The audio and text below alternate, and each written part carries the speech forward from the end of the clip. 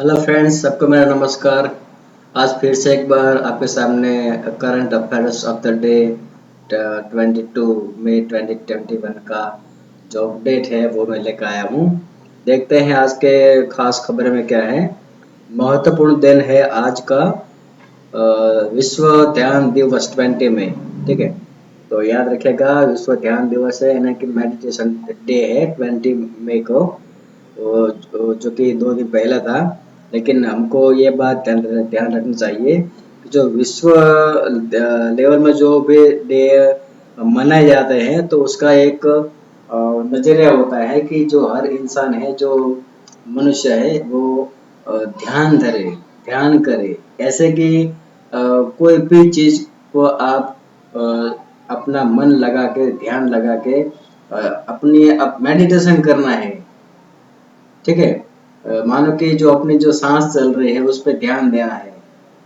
उसके उसका कहता ना कि उसका एडवांटेज क्या होता है कि मानो कि हम कोई भी चीज का ध्यान धरते हैं तो जो हमारा जो श्वास जो जो क्रिया होती है, ठीक है, वो जो चलनी चाहिए हेल्थ के हिसाब से उस उतनी ही चलती रहती है।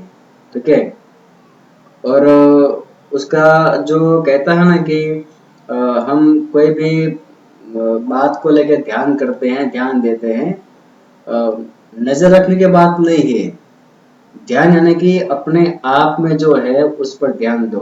ठीक है, देखते हैं आगे क्या है। वर्ष 2021 के अंतर्राष्ट्रीय जैव विविधता दिवस 22 यानी कि आज का दिन है, उसका विषय है we are part of the solution. ठीक है, ये इंटरनेशनल डे है।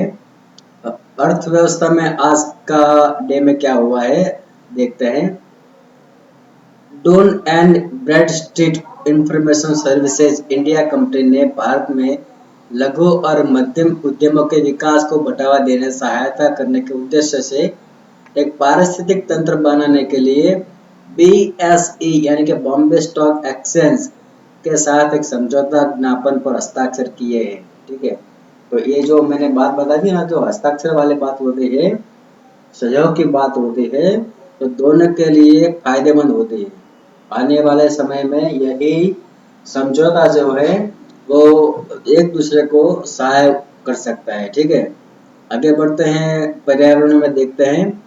तैरता हुआ दुनिया का सबसे बड़ा हिमखंड, ये जो बात है हिमखंड की, ये बहुत बड़ी बात है। नाम भी बड़ा है। यहाँ देखो, तैरता हुआ दुनिया का सबसे बड़ा हिमखंड जो अंटार्कटिका से कट कर, एक बार फिर से समझ देना, ध्यान से सुनना, कटकर वेडल समुद्र में तैर रहा है।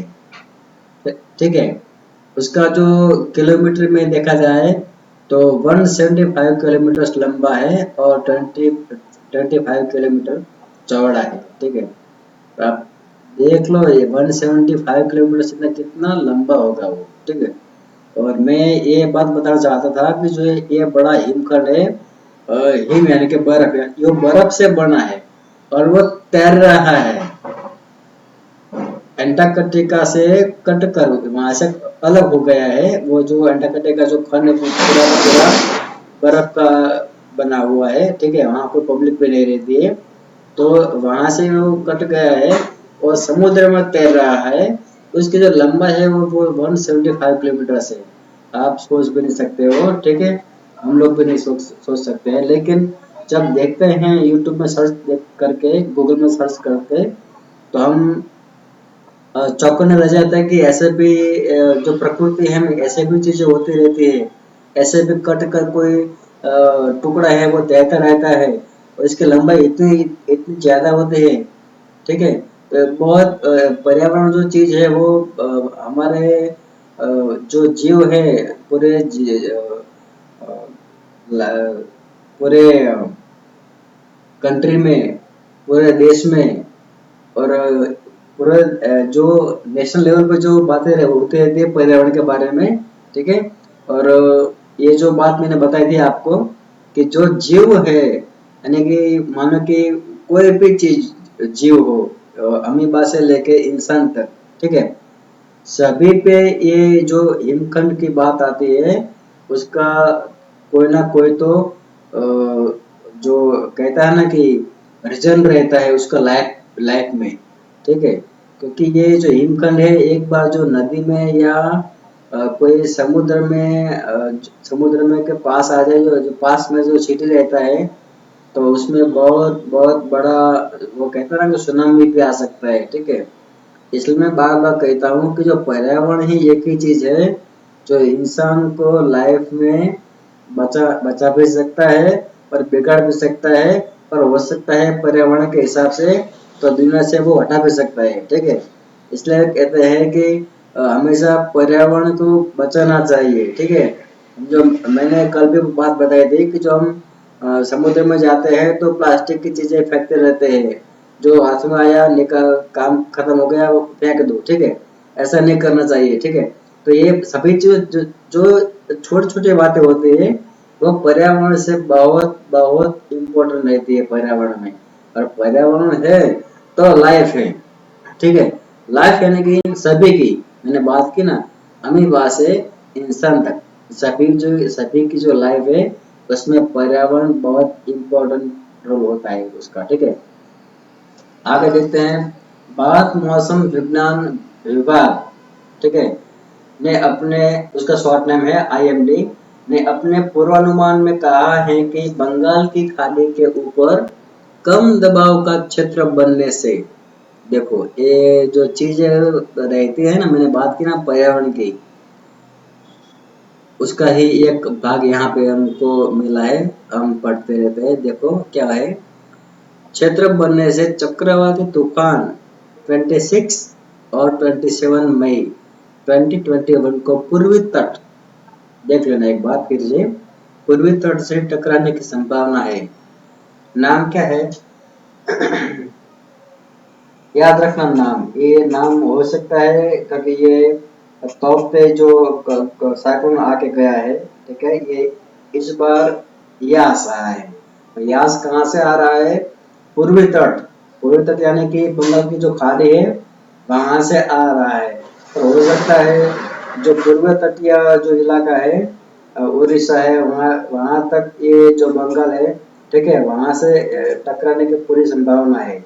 ये जो आया था तौकते, याद रखना वो भी पश्चिम से आया था, ठीक है। दोनों की जो डायरेक्शन है वो अलग अलग है, इसलिए याद रखना ये जो तूफान है वो 27 मई को टकराएगा, उसका नाम है यास, ठीक है। देखते हैं आगे क्या है बात में, अंतरराष्ट्रीय लेवल पे क्या हुआ देखते हैं। वैश्विक स्वास्थ्य के महत्वपूर्ण क्षेत्र में जीवन रक्षक कृति पर सहमति होने के लिए दुनिया के प्रमुख लोकतंत्रों, देखो यही बात होती रहती है कि दुनिया बचानी है, लाइफ बचानी है, और ऐसा नहीं कि ये सिर्फ एक कंट्री की बात होती रहती है। क्योंकि ये जो हम अभी अभी उभर के ही नहीं रहते, कोई ना कोई प्रॉब्लम आ जाता है, कोई ना कोई दिक्कत आ जाता है, ब्लैक फंक्शन होता है। आज नई बात मैंने पढ़ी वाइट फंक्शन की, सॉरी वाइट फंक्स थी, ठीक है। तो जो ये जो चीज सामने निकल के आ रही है कोरोना की वजह से, इसलिए ये समझौता करना पड़ रहा है, देखो। क्योंकि ये जो कोरोना आया था सभी जानते हैं कि कहाँ से आया था, ठीक है। तो वहां से आगे कैसे बढ़ा, क्यों बढ़ा, कोई ने कुछ किसी भी कंट्री ने ध्यान नहीं दिया था, ठीक है। कोई ऐसी संस्था भी नहीं थी, कोई एनजीओ भी नहीं थी, कोई कंट्री का कोई ऐसा सिस्टम भी नहीं था कि इसको बचा सके, सिवाय साउथ कोरिया के, ठीक है। सॉरी साउथ कोरिया नहीं है, नॉर्थ कोरिया है, ठीक है। इसमें कोरोना का कोई मरीज नहीं है। लेकिन मैं यह बात बताना चाहता हूँ तो वैश्विक स्वास्थ्य के महत्वपूर्ण क्षेत्रों में जीवन रक्षक कृति पर सहमत होने के लिए ये बहुत बड़ी बात है।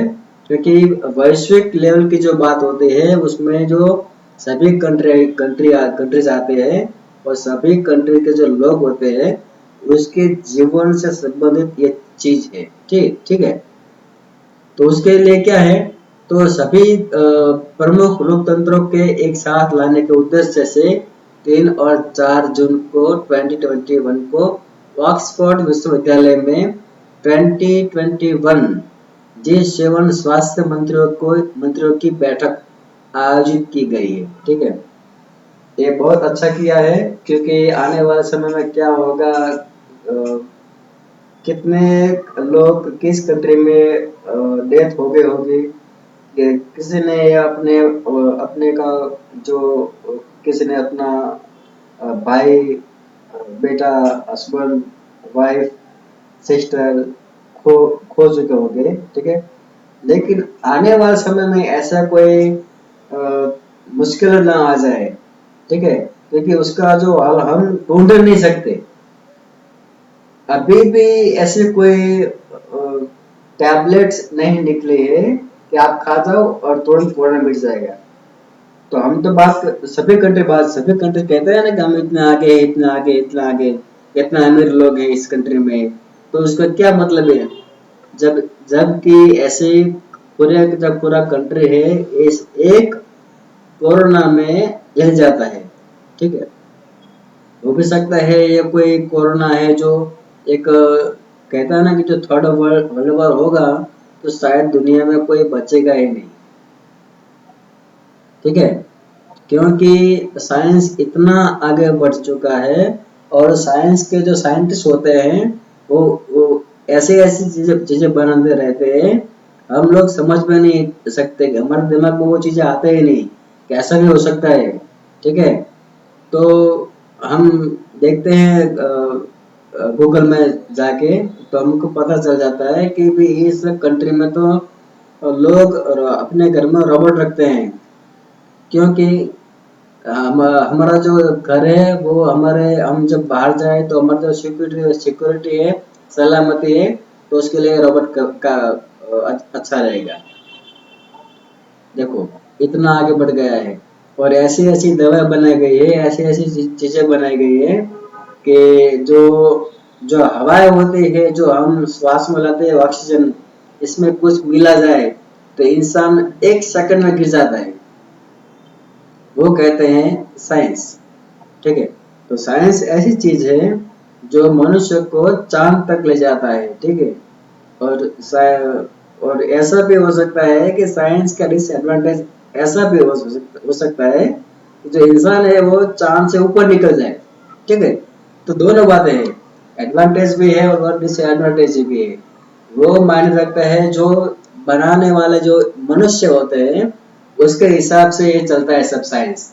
ठीक है, क्योंकि जो परमाणु बम जो जापान पे फेंका गया था। ठीक है, तो जो बम बनाने वाले कौन थे, तो साइंटिस्ट थे। ठीक है, तो कभी उन्होंने ऐसा नहीं सोचा होगा कि उसका जो उपयोग है ऐसा किया जाएगा, इसलिए किया जाएगा, उसका उद्देश्य ये होगा। ठीक है, ऐसा नहीं हो सकता है। ठीक है, ये भी है, हम जो बात करते रहते हैं टेलीफोन में, लाइट बिल में, हम लाइट में हम पढ़ सकते हैं। ठीक है, तो हम कार चला सकते हैं, रेलवे चला सकते हैं, प्लेन में बैठ के घूमते रहते हैं। तो ये जो चीजें सभी जो जुड़ी गई है वो भी साइंस है, वो भी साइंस का एक भाग है। तो साइंस मनुष्य के लाइफ कैसे आसानी से वो जी सके, वो कैसे लाइफ को आगे बढ़ा सके, ऐसे ऐसे इसलिए साइंस साइंस को आगे बढ़ाने की बात होनी चाहिए। ठीक है, नहीं कि ये जो कोरोना है और परमाणु बम है, ठीक है, वो सब गलत बातें हैं, लेकिन कहीं ना कहीं कुछ ना कुछ तो हो रहा है इंटरनेशनल लेवल पे साइंस के हिसाब से। देखते हैं आगे। 1 जून और 2 जून 2021 को जॉब्स रिसर्च समिट की मेजबानी करेगा विश्व आर्थिक मंच। वो इस बैठक का मेजबानी करेगा, संभालेगा। उमर जनीबर, यानी वो मोरक्को से बिलोंग करते हैं। उमर जनीबर मोरक्को को ब्लैंक्स दिया गया है यहाँ। 20 मई 2021 को आयोजित किए गए 109वे अंतरराष्ट्रीय श्रम सम्मेलन ILC के उद्घाटन सत्र का अध्यक्ष चुना गया अंतरराष्ट्रीय श्रम संगठन जिनेवा। ठीक है, तो ये जो उमर जिनीबर मोरक्को का है, जो अंतरराष्ट्रीय श्रम संगठन है जिनेवा द्वारा 20 मई 2021 को आयोजित किए गए 1009वें अंतरराष्ट्रीय श्रम सम्मेलन में आईएलसी का उद्घाटन सत्र का अध्यक्ष चुना गया है। किसको? उमर जिनीबर को। कहाँ के रहने वाले हैं? मोरक्को को। ठीक है, अभी आपको ये नहीं हो सकता है कि अंतरराष्ट्रीय श्रम संगठन जिनेवा का वो कहाँ रखा गया था, किस डेट में रखा गया था, ठीक है, कितने नंबर का था, और उसका नाम उसको किसने चुना और किसको चुना, ये भी हो सकता है। क्वेश्चन कहीं से भी निकल सकते हैं। आपको सिर्फ जो मैं आपको बता रहा हूँ यहाँ पे आपको अच्छी तरह से समझना है। ठीक है, आगे बढ़ते हैं। राष्ट्रीय लेवल पे क्या हुआ है? NSE academy national stock exchange के पूर्ण स्वामित्व वाली सहायक कंपनी ने पूंजी बाजार के लिए उत्कृष्टता केंद्र स्थापित करने के लिए तमिलनाडु के भारतीयार विश्वविद्यालय के साथ करार किया, यानी समझौता किया है। ठीक है, एनएसई नेशनल स्टॉक एक्सचेंज जो है बॉम्बे में है। ठीक है, उन्होंने तमिलनाडु के भारतीयार विश्वविद्यालय के साथ करार किया है। ठीक है, पूंजी बाजार के लिए उत्कृष्टता केंद्र के लिए।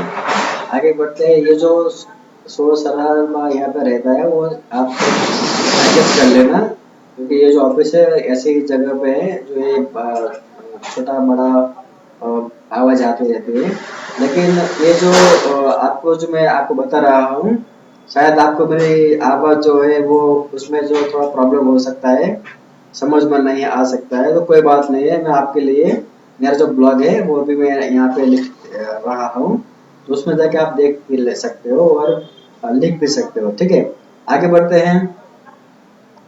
केंद्रीय सरकार नई दिल्ली में अपनी महत्वाकांक्षी सेंट्रल विस्टा पुनर्विकास परियोजना के अंतर्गत शीर्ष रक्षा अधिकारियों को और कर्मियों को रखने के लिए, देखो ये बहुत मायने रखता है, शीर्ष रक्षा अधिकारियों और कर्मियों को रखने के लिए एक बड़ा डिफेंस एन्क्लेव यानी कि रक्षा अंतर क्षेत्र स्थापित करेगी।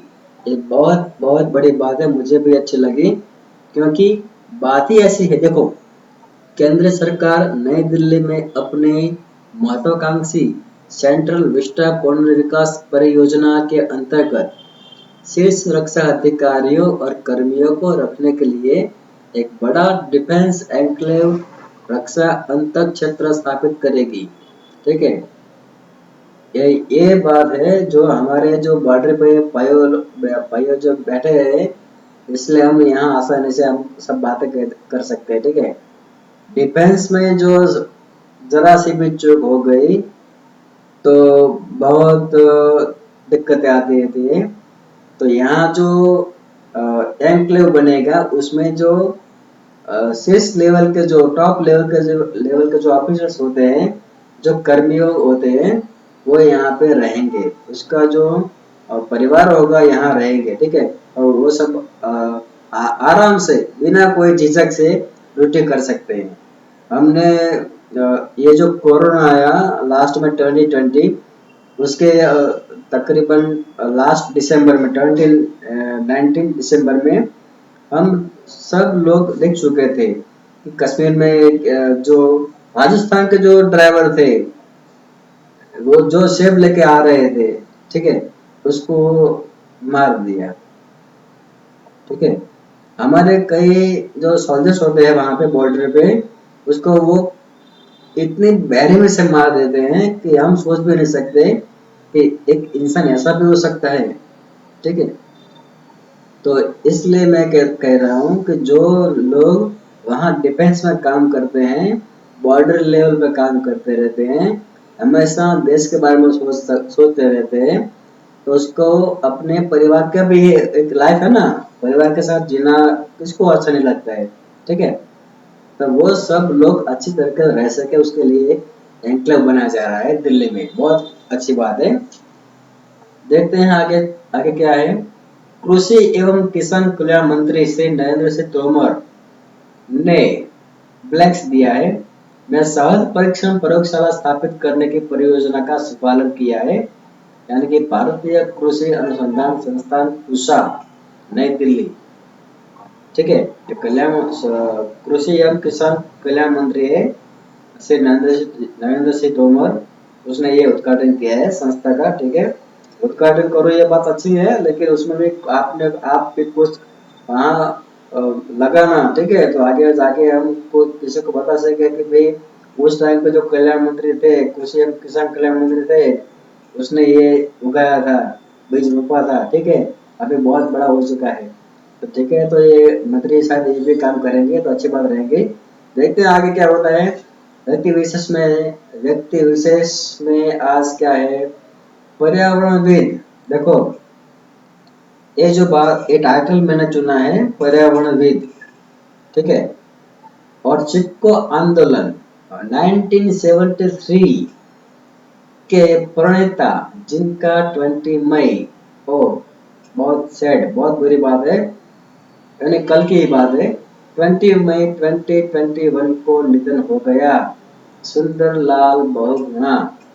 हम जो कहते हैं ना कि हमारे शहर में बहुत बहुत ब्रिज बन रहे हैं, बहुत बड़ी बड़ी बिल्डिंगें बनती रहती है, और इलाका इतना बढ़ गया है कि हम सोच भी नहीं सकते कि 20 ईयर्स पहले ऐसा यहाँ पे था और अभी कैसा हो गया है।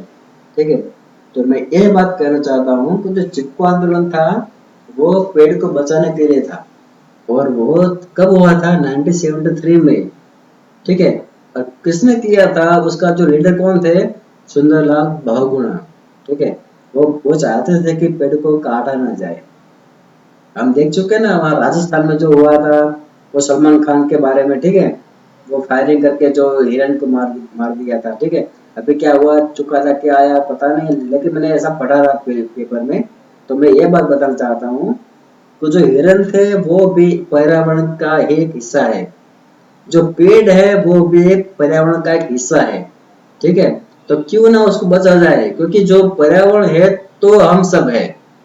तो चिपको आंदोलन का मतलब यह है कि सब, जो सुंदरलाल बहुगुणा जो आंदोलन किया था 1973 में, तो उसमें ऐसा था कि इंसान जो होते थे वो पेड़ पेड़ को चिपक जाते थे। ठीक है, क्यों, क्योंकि जो बिल्डिंग्स बनाने वाले हैं, जो रोड बनाने वाले हैं, जो संस्था बनाने वाले लोग होते हैं, ठीक है, वो पेड़ को काट ना सके। ठीक है, इतनी इजी बात है, लेकिन बहुत हिम्मत रखनी पड़ती है इसमें, क्योंकि ये जो आंदोलन हुआ था बहुत पूरे कंट्री में घूम चुका था। ठीक है, क्योंकि सीधी बात है ना, मैंने आपको बोला ना कि पर्यावरण है तो हम सब है। तो सुंदरलाल बहुगुणा ने ये आंदोलन चलाया था 1973 में। ठीक ठीक है, चिपको आंदोलन यानी कि चिपक जाना, जो पेड़ होते हैं उसके साथ चिपक जाना, तो वो जो पेड़ होता है वो बच जाए। ठीक है, और क्योंकि जो पेड़ होते हैं तो ऑक्सीजन आता है, और हम सब जीते हैं कैसे, ऑक्सीजन के लिए।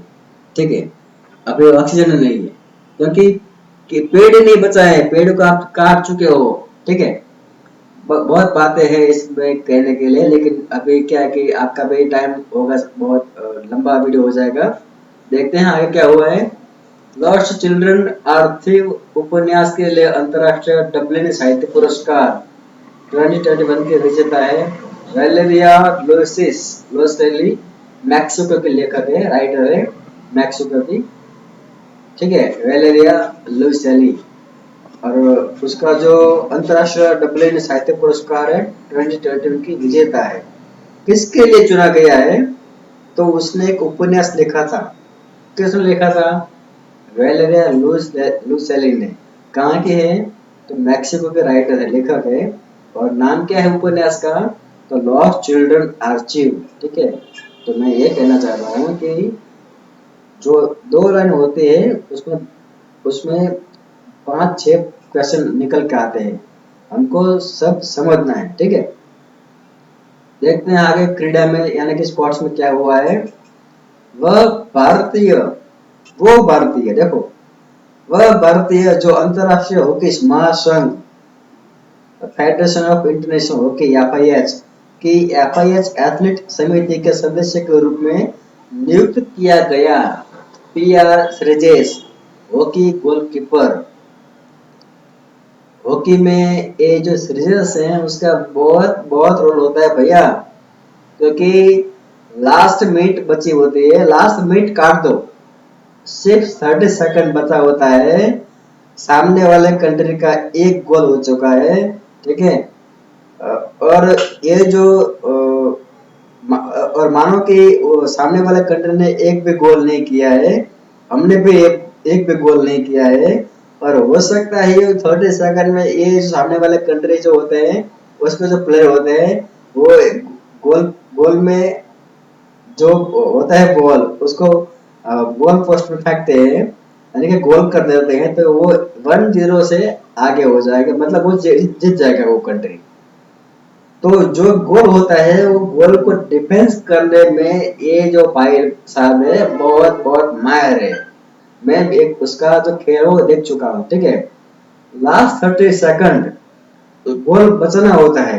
अब वहां पे जो प्लेयर्स होते हैं कहाँ पे गोल करेंगे ऐसा तो हमको कैसे पता चलेगा। सिर्फ माइक्रो सेकंड बचती है, गोल बॉल सामने से आता है और हमको यहाँ से डिफेंस करना होता है, ठीक है। तो माइक्रो सेकंड में भी हमको डिसीजन लेना पड़ता है कि हमका हमारा जो पाव होता है, हमारे जो पैर होते हैं वहां किस तरह चलते हैं, ठीक है। यह बहुत बड़ी बात है। धन्यवाद है सीजस को। राज्य विशेष में क्या है देखते हैं। नई दिल्ली पुलिस आयुक्त एसएन श्रीवास्तव केरल राज्य के नए महाधिवक्ता।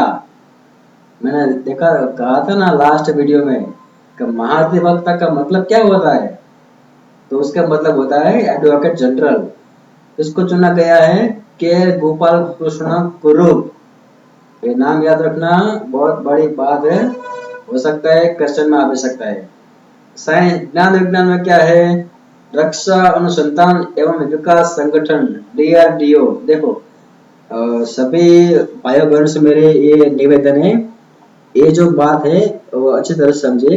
डीआरडीओ एक ऐसी संस्था है, अनुसंधान है, जो भारत में जो डिफेंस की जो सिस्टम है उसको कैसे आगे बढ़ाया जाए उसके लिए ये प्रयत्न करती रहती है। मानो कि हमने बनाए हैं तेजस, बनाए हैं तेजस जो फाइटर प्लेन है वो, ठीक है। तो उसमें भी डीआरडीओ का बहुत बड़ा रोल है भाई, ठीक है। तो हम कहते हैं ना कि हम मेड इन इंडिया, हम मानो कि हमको वो हेलीकॉप्टर लेना था, चॉपर लेना था, ठीक है। तो हमने अमेरिका से मंगवाए थे। तो मेड इन इंडिया की जो बात रहती है वो ये डीआरडीओ जो संगठन है वो उसका इसमें बहुत बड़ा रोल है, ठीक है। अभी क्या है देखो, अभी किसके लिए उसको यहाँ पे नाम लिखा चुका है, देखो हम देखते हैं आगे। डीआरडीओ द्वारा विकसित कोविड-19 की प्रारंभिक जांच के लिए प्रतिपिंड एंटीबॉडी परीक्षण किट डीप कोवेन, ठीक है, एंटीबॉडी परीक्षण किट बनाया गया है डीआरडीओ द्वारा, ठीक है। हम कहता है कि जब वहां पे बॉम्ब पड़ा है, लेकिन वो बॉम्ब को डिफ्यूज कैसे करे, तो जो बॉम्ब डिफ्यूज करने का जो स्क्वाड होता है उसके लिए भी एक किट होती है। मानो कि डिफ्यूज करने के बजाय उस जो केबल होता है कट जाता है तो बॉम्ब ब्लास्ट हो जाता है। तो जो स्क्वाड के जो लोग होते हैं वैसे उसने ऐसी किट पहनी होती है जो उसमें भी डिफेंस कर सकती है, उसको कुछ नहीं हो सकता है, ठीक है। तो यहाँ एंटीबॉडी परीक्षण किट बनाया है डीआरडीओ ने। आगे बढ़ते हैं। सामान्य ज्ञान में क्या है आज। आर्थिक सहयोग संगठन ECO स्थापना वर्ष 1985, मुख्यालय तेहरान। तेहरान तो कहाँ का है, ईरान का है, देखा। अंतरराष्ट्रीय कृषि विकास कोष IFAD स्थापना 50 दिसंबर 1977, मुख्यालय रोम, इटली। अंतर्राष्ट्रीय निवेश बैंक स्थापना 10 जुलाई 1970। मुख्यालय बुडापेस्ट, हंगरी। हंगेरी, पहले हंगेरी हुआ था, अब हंगरी नाम हो चुका है। अंतर्राष्ट्रीय पुनर्निर्माण एवं विकास बैंक IBRD स्थापना वर्ष 1944। मुख्यालय है वाशिंगटन DC, संयुक्त राज्य अमेरिका। अंतर्राष्ट्रीय वित्त निगम IFC स्थापना 20 जुलाई 1956। वाशिंगटन DC उसका हेडक्वार्टर है, अमेरिका में।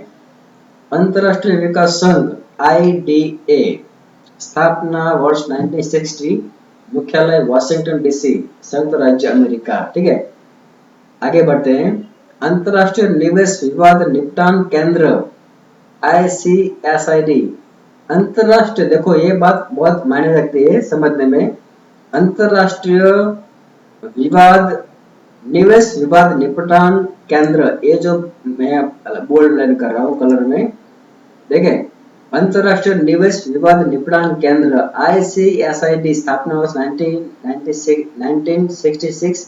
मुख्यालय वाशिंगटन में है, अमेरिका में। ठीक है, लेकिन जो ये केंद्र जो है उसकी मैं बात बताना चाहता हूँ।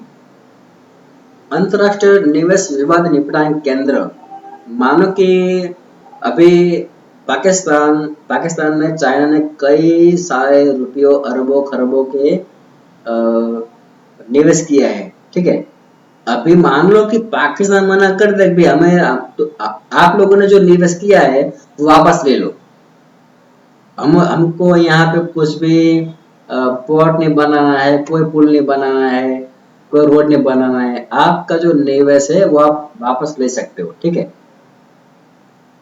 अब मानो कि चाइना वालों ने कई सारे रुपयों को यहाँ निवेश किया है, आप लोगों एक बार पढ़ लेना ध्यान से।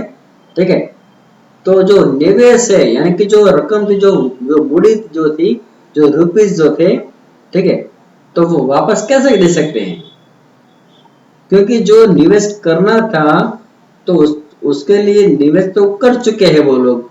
ऐसा मैं आपका हमारी जो बात बताना चाहता हूँ ऐसे भाषा में हमारे इंडिया लेवल की, तो जो रुपया जो था वो वहां तो जो लोग थे, पाकिस्तान के सरकार जो थी उसने रोड बना लिया है, पुल बना लिया है, पोर्ट बना लिया है। अब पैसा जो कैश वापस करना की बात होती है, वो कैश कैसे दे, कहाँ से लाए ऐसे इतने पैसे। ठीक है, तो जो ये जो मामला है, मैं ये एग्जांपल दे रहा हूँ, ऐसा हो नहीं सकता है, लेकिन मैं ये बात बताना चाहता हूँ कि जो ये कंट्री है चाइना और पाकिस्तान, ठीक है, तो ये जो मामला है वो क्या कहा जाता है, ICSID यानी कि अंतर्राष्ट्रीय निवेश विवाद निपटान केंद्र में जाता है कि भाई ये कंट्री ने इस कंट्री को इतना पैसा दिया था, अब ये कंट्री मना कर रहा है कि भाई मुझे ये आपका पैसा नहीं चाहिए, आपका पैसा आपको मिल जाएगा, लेकिन कब मिलेगा, कैसे मिलेगा, कब तक मिलेगा, कितने भाग में मिलेगा, कितने टुकड़े में मिलेगा, वो पता नहीं है। तो ये सब जो मामला है वो कहाँ जाएगा, इस केंद्र में जाएगा। ठीक है, तो ये जो अंतर्राष्ट्रीय निवेश विवाद निपटान केंद्र है उसका भी भूमिका होती है कि जो दो कंट्री आपस में समझौता करते हैं, निवेश करते हैं, उसमें जो रूल्स और रेगुलेशन होते हैं उसको समझना जरूरी पड़ता है। ठीक है, हम कहते हैं ना कि भाई आपने शादी कर ली, हमको बुलाया था तो हम आपको बुलाए, ऐसी बात है। ठीक है, समझ में आ गए कि भाई दो कंट्रीज ने आपस में बैठ के बात की थी, अब दूसरा कंट्री यहाँ आके क्या करेंगे। ठीक है, तो यहाँ पे जो बात है वो पहला जो वर्ड है अंतरराष्ट्रीय, ठीक है, उसमें कोई एक कंट्री नहीं है, सभी कंट्रीज के जो ऑफिसर्स होते हैं यहाँ पे बैठते हैं। ठीक है, और जो मामला होता है उसका हल कैसे निकले, ठीक है, उसके लिए यहाँ पे एक केंद्र बनाया गया है और मुख्यालय है वाशिंगटन DC में, अमेरिका में। ठीक है, तो ये मैंने एक बात बताई ना कि जब आपने ही नहीं बुलाया था तो हम कैसे आ सकते हैं, ये बात यहाँ नहीं चलेगी, क्योंकि ये मामला जो हो चुका है अंतरराष्ट्रीय लेवल का हो चुका है, तो उसमें अमेरिका भी कुछ नहीं कर सकते, हम भी कुछ नहीं कर सकते हैं, ठीक है, क्योंकि दो कंट्री का आपस का मामला है। लेकिन जब मामला बिगड़ जाता है, ऐसा हो सकता है कि दो कंट्री का जो मामला है उसके हिसाब से इंटरनेशनल लेवल पर कोई दिक्कत आ सकती है, तभी ये मामला सुलझना पड़ता है, इम्पोर्टेंट होता है कि वो मामला जल्दी से जल्दी निपट जाए, उसके लिए केंद्र बनाया है, ठीक है।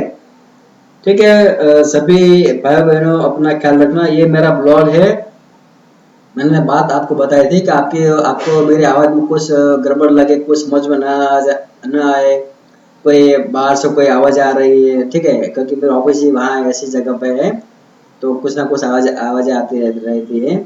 लेकिन जो आपको ये करंट अफेयर्स ये मैंने लिखा है, आज का जो है, अगर आपको समझ में ना आए, कुछ लिखना हो, तो ये जो मेरा ब्लॉग में मैंने लास्ट में लिखा है, टाइटल लिखा है, आप वहां पे जाके भी आप पढ़ सकते हो, ठीक है। अच्छा लगे तो शेयर करना, सब्सक्राइब करना, और एक बात मेरी समझ लेना, मेरा आपको सभी को निवेदन है, कृपया करके आप इसको शेयर करो। शेयर करना इसलिए मैं कहता हूँ कि मानो कि आपका जो बहनें हैं, कोई भाई है, ठीक है, वो स्किल बेस है, यानी कि उसमें स्किल है, कोई एग्जाम क्रैक करने की, ठीक है, और मानो कि इसमें से कोई भी एक बिग क्वेश्चन आ जाए, इसमें से एक भी लाइन काम आ जाए, तो आपकी कीमत कितनी बढ़ सकती है, ठीक है। मैंने बात बताई थी ना, वो 30 सेकंड वाली, ऐसी बात है। तो हो सकता है कि आपका जो आपने लिंक भेजा हो, शेयर किया हो, उसने जो देख चुका हो, देखते हैं, लिखते हैं, पढ़ते हैं, समझते हैं, आपको काम आ जाए, ठीक है। वैसे भी बात तो नॉलेज की है, ज्ञान की है, तो ज्ञान तो बांटना चाहिए, ठीक है। तो मैं भी आपको सभी को एक बार फिर से कहना चाहता हूँ कि ज्ञान बांटो, आपको भी अच्छा लगेगा, सामने वालों को भी अच्छा लगेगा, ठीक है। और कुछ समझ में ना आए तो ये जो मेरा ब्लॉग में उसमें